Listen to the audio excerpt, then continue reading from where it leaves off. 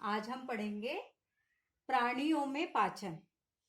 आपको पता है ना प्राणी क्या क्या होते हैं। अब आज हम पढ़ने वाले हैं शाकाहारी जंतुओं के बारे में।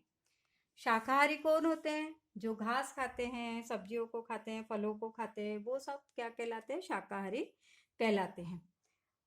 घास खाने वाले जंतुओं का पाचन तंत्र थोड़ा अलग होता है। हमने अपना मानव का पाचन तंत्र पढ़ा था, उसमें बहुत सारे अंग मिलकर पूरा पाचन तंत्र का निर्माण करते हैं। ऐसे ही आज हम पढ़ रहे हैं गाय का पाचन तंत्र। एक शाकाहारी जंतु है ये, इसके बारे में आज हम पढ़ेंगे। अब गाय को आपने बार बार घास खाते हुए देखा होगा, सब्जियों को खाते हुए देखा होगा, फलों के छिलकों को खाते हुए। ये दिन भर खाते हैं और जब ये नहीं खाते होते हैं, जब इनका खाना रुक जाता है, तो ये क्या करते हैं? अपने आमाशय से छोटे छोटे भागों को मुंह में लाते हैं। जो भोजन इनने खाया था उसको मुंह में लाते हैं और फिर इसको बार बार चबा चबा के फिर से अंदर डालते हैं। ये क्रिया कहलाती है जुगाली, या इसको कहते हैं कढ़।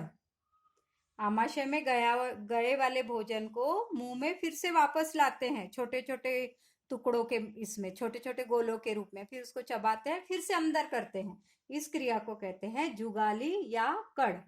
अब गाय का पाचन तंत्र में एक आमाशय होता है जिसे हम कहते हैं रूमेन, और रूमेन एक भाग है, आमाशय का एक भाग है।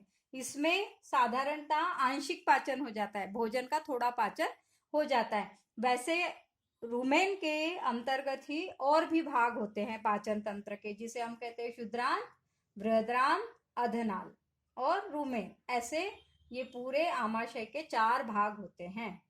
अब प्रश्न उठता है कि गाय का पाचन तंत्र मनुष्य के पाचन तंत्र से अलग है? हाँ, थोड़ा अलग है। बच्चों देखो, ये एक गाय है और ये गाय का पाचन तंत्र हम आपको दिखा रहे हैं।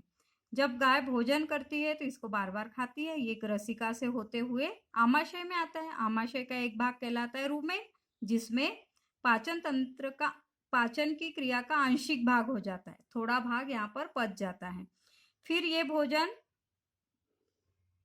आमाशय में आता है, आमाशय के दूसरे भाग में आता है, वो आता है क्षुद्रांत में और बृहद्रांत में और फिर अधनाल में। इस तरह ये 4 भाग पूर्ण हो जाते। बाकी बचा हुआ ठोस पदार्थ बड़ी आंत बृहद्रांत के द्वारा मल के रूप में शरीर के बाहर निकल जाता है। देखो बच्चों, ये गाय ने भोजन लिया, ये ग्रसिका से होते हुए रूमेन में आया। आमाशय का एक भाग रूमेन कहलाता है। फिर यह भोजन जाता है क्षुद्रांत में, छोटी आंत में, फिर जाता है बड़ी आंत में, और फिर जाता है अधनाल में, और फिर अंत में जाता है बृहद्रांत में, और बृहद्रांत से मलाशय के द्वारा ये शरीर के बाहर छोड़ दिया जाता है। इस गाय का पाचन तंत्र है।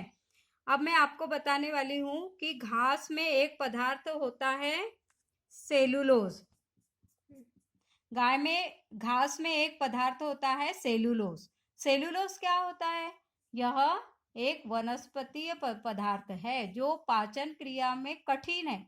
हमारे शरीर में सेलुलोज नहीं पच सकता, क्योंकि हम सेलुलोज को पचाने वाले जंतु हमारे शरीर में उपस्थित नहीं होते हैं, और इसीलिए हम घास को पचा नहीं पाते हैं और ये क्रिया करते हैं। जो सेलुलोज होता है एक प्रकार का कार्बोहाइड्रेट है। किसी रुमेंट अथवा रोमंथी पशु, हिरण आदि के रुमेन में सेलुलोज का पाचन करने वाले जीवाणु पाए जाते हैं। बहुत से जंतु एवं मानव सेलुलोज का पाचन नहीं कर पाते, क्योंकि ये जीवाणु हमारे शरीर में नहीं होते हैं। फिर मैं आपको बता रही हूँ, जुगाली करने वाले जंतुओं को रूमिनेट या रोमंथी कहते हैं। अब जुगाली क्या होती है? पूरे भोजन को जल्दी जल्दी उन्होंने खा लिया, खाने के बाद वापस मुंह में लाना, फिर उसको बैठकर आराम से चबाना, चबाने के बाद पुनः रुमेन में पहुंचा देना, यह क्रिया जुगाली कहलाती है। और जुगाली करने वाले जंतु को रूमिनेंट या रोमंथी कहते हैं। देखो बच्चों, जुगाली करने वाले जंतुओं को रूमिनेंट या रोमंथी कहते हैं। अब ये आपका टॉपिक यहाँ पर पूरा हुआ। आपको प्रश्न में क्या क्या करना है? एक तो गाय के पाचन तंत्र का नामांकित चित्र बनाना, दूसरा रोमंथी या रूमिनेंट किसे कहते हैं, फिर सेल्यूलोज का पाचन मनुष्य में क्यों नहीं होता है? और आमाशय के कितने भाग हैं? क्षुद्रांत, बृहद्रांत, अधनाल और रुमेन, ये पूरे आमाशय के भाग हैं।